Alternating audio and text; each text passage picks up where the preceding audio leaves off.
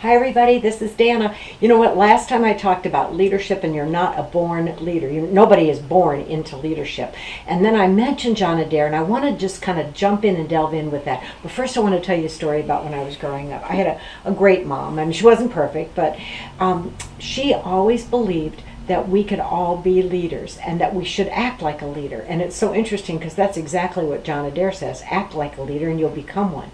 And so when I was going into the first grade, she would tell me that I needed to be kind to all the other children. I needed to have a positive attitude, and she would say, you know, you need to be grateful for everybody, and you need to like everybody and get along with everybody, and you need to think you're not better than anybody, but also that nobody's better than you.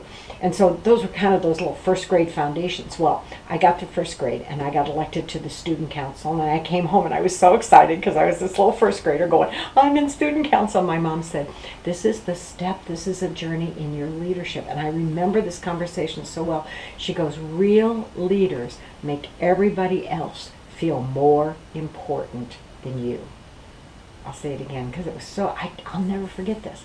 Real leaders make everybody else feel more important than you. I think that's a great lesson. And so thinking about John Adair's pieces, you know, you have to do some changes in yourself. If you really are one of those people that it's all about me, it's all about me, it's all about me, you're going to have to check that. Probably like check it at the door. Maybe do a checkup from your neck up. But you've got to have this concept that it isn't all about you. You can get everything you want by helping other people get what they want and making them feel powerful.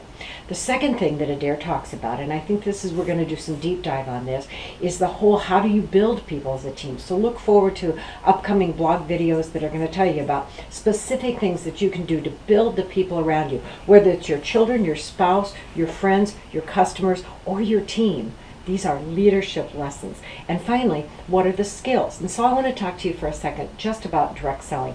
What are the skills that you need to make sure that you're actively pursuing and actively getting better at?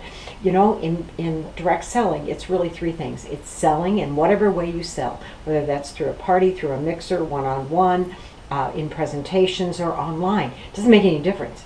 It's knowing the skills that it takes for you to be able to sell, to be able to sponsor, those recruiting skills of inviting people and how to close and how to tell people and how to meet their needs, scratch their itch. You've heard us talk about those things.